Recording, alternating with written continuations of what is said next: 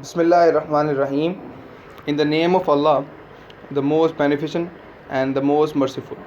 All praises and thanks be to Allah. My name is Muhammad Numan and my ID is F2018070008. These are my quantum mechanics presentation topics. The first one is prove that operator P and H have a same eigenfunction. Methods to calculate the eigenvalues if the function and operator is given, and I will give some examples of these. Prove the third one is prove the eigenvalue of the Hermitian vector are always real. Now I will explain the term operators. An operator is an mathematical rule. Operator जो है वो एक mathematical कानून है that when applied to a kit, जो कि कभी भी जब भी किसी किट पर अप्लाई किया जाए, ट्रांसफॉर्म्स इट, वो उसको तब्दील कर देता है इनटू अनदर किट, उसको किसी दूसरी किट में, ऑफ द सेम स्पेस, उसी स्पेस में रहते हुए एक किट के ऊपर अगर वो अप्लाई हो रहा है तो उसी स्पेस की दूसरी किट को में उसको तब्दील कर देगा. और सेम ये ब्रे के साथ भी रहेगा कि जब भी ये कभी किसी ब्रे के साथ अप्लाई किया जाएगा तो ये उसी स्पेस के अंदर उसको किसी दूसरे ब्रे में कन्वर्ट कर देगा. जैसे कि ये कुछ एग्जांपल्स दिखाई गई हैं. जैसे ऑपरेटर ए जो है वो अप्लाई हो रहा है किट साए के ऊपर, तो ये जब इसके ऊपर अप्लाई होगा तो वो उसी स्पेस के साए के ऊपर, देखिए हम लोगों ने उसकी चेंज नहीं की पोजीशन, वो बस उसके ऊपर हम लोगों ने एक स्टैरिक्स अप्लाई कर दिया, जो कि ये निशानदेही कर रहा है कि वो दूसरा एक किट बन चुका है. अब now I will explain the eigen vectors. The state of a vector is said to be eigen vector of operator A if the application of A to gives if the application of A to gives psi gives eigenvalue equation where A is an operator, psi is a function and A is a eigenvalue. आसान अल्फाज में मैं बताना चाहूँगा कि कोई भी ऐसा वेक्टर जिसको हम लोग आइगन वेक्टर कह सकते हैं कि जब भी उसके ऊपर अगर हम लोग ऑपरेटर को अप्लाई करें तो उसकी एप्लीकेशन की वजह से वो हमें vector same as it is, वो जो हमारे पास फंक्शन है वो सेम एज इट इज़ वही का वही रहे, मगर उसके साथ हमारे पास कोई ना कोई एक आइगन वैल्यू भी शो हो जाए. जैसे कि हम लोगों ने एक आइगन वैल्यू इक्वेशन में आपको दिखाया कि ए हमारे पास ये ऑपरेटर था, साई हमारे पास एक फंक्शन था और वो बराबर हो गया स्मॉल ए एक आइगन वैल्यू के, और उसके साथ सेम एज इट इज़ हमारा फंक्शन अटैच था. Now I will explain my first point, my first topic, prove that operator P and H have a same eigenfunctions. So as we know that if P has an eigenfunction psi and K is an eigenvalue, then P psi is equals to H cut K psi. As we know that the energy operator is equal to H is equal to P square over 2m. We have already proved that. Applying it on a function phi, so H psi is equal to P square over 2m, and now we will break the square of P into P, so it will becomes P over 2m into P psi, which is equals to, now we will consider this value is equal to this value. So now I will put the value of this one into this. So P psi is equal to H cut over K psi. So as a whole, H psi is equal to P over 2m into H K psi is equal to 2k over m P psi.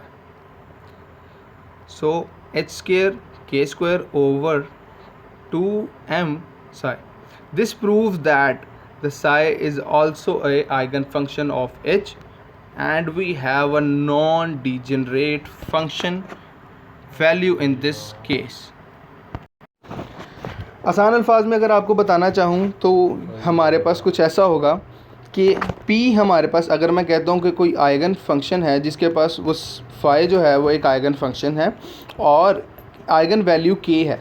तो जब हम लोग इसको इसके ऊपर apply करेंगे तो P phi बराबर होगा H cut k over Sai के।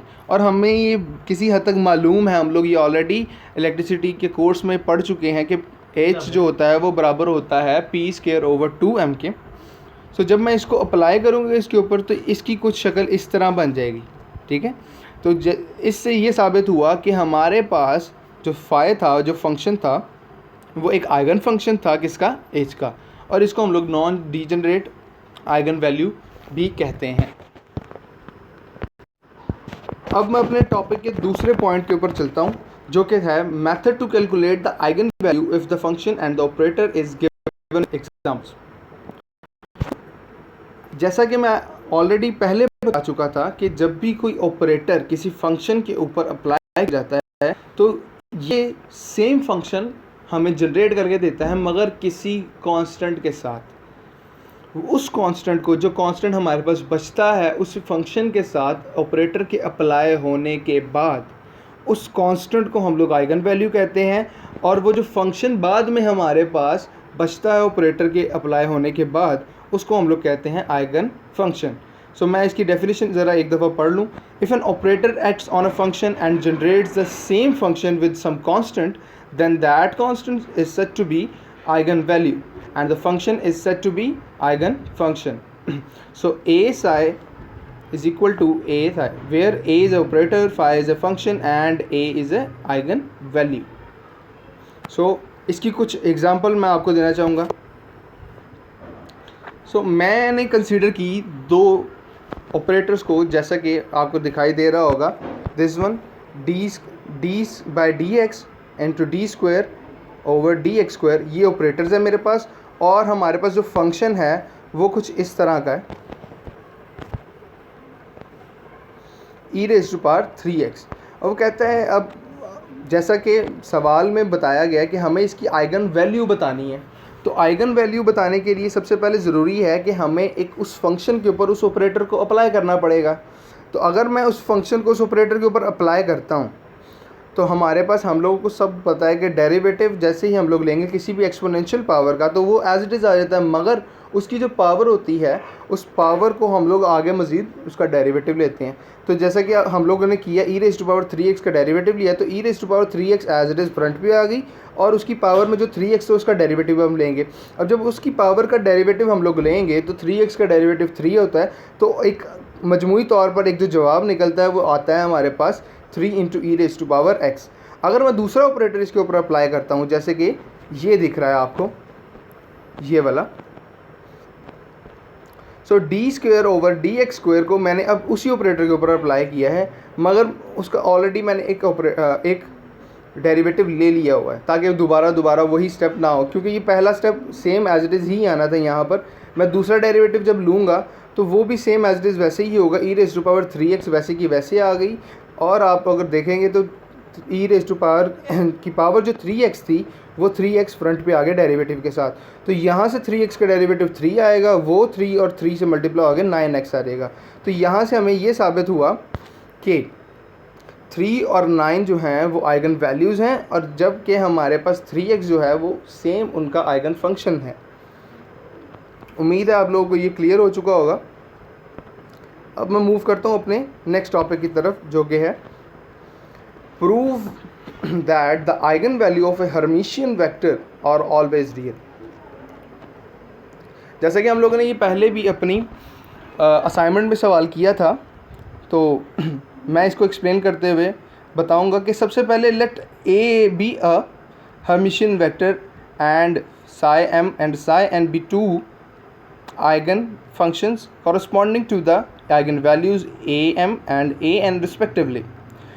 जैसा कि इस स्टेटमेंट में बताया जा रहा है कि हमारे पास कोई एक हर्मिशियन ऑपरेटर है और उसके साथ दो एसोसिएटेड हम लोगों ने किए हुए हैं आइगन फंक्शंस, जिनमें से एक को हम लोग नाम दे रहे हैं साई एन का और एक को हम लोग नाम दे रहे हैं साई एम का, और उन्हीं के साथ कॉरस्पॉन्डिंग उनके साथ उनकी आइगन वैल्यूज़ जो होंगी वो होंगी ए एम और ए एन। तो अगर मैं इनको लिखना चाहूँ आइगन वैल्यू के एन में, तो आपके सामने ये लिखा होगा कि पहली वैल्यू जो है वो है A psi M is equal to A M psi N और A psi N is equal to A N psi N. जी, इसमें जो आपको ये स्मॉल ए एम और स्मॉल ए एन नज़र आ रहे हैं, ये हमारे पास आइगन वैल्यूज़ हैं और साई एम और साई एन हमारे पास आइगन फंक्शंस हैं और ए हमारे पास एक ऑपरेटर है। अब जो ऑपरेटर की हर्मिसिटी है वो डिमांड क्या करती है? वो हमसे डिमांड करती है कि जब भी हम लोग इस पर इंटेग्रल लगाएं, एक ख़ास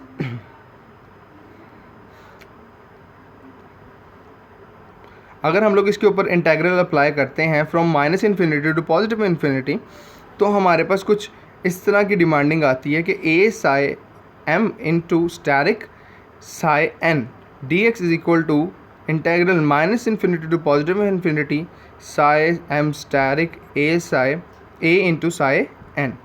अगर मैं इस इक्वेशन 1 और इक्वेशन 2 को इस्तेमाल करूं तो यहाँ से ए साई एन की वैल्यू तब्दील होगी और ए साई एन की वैल्यू तब्दील होगी, जैसा कि आपको दिखाई दे रहा होगा यहाँ पर।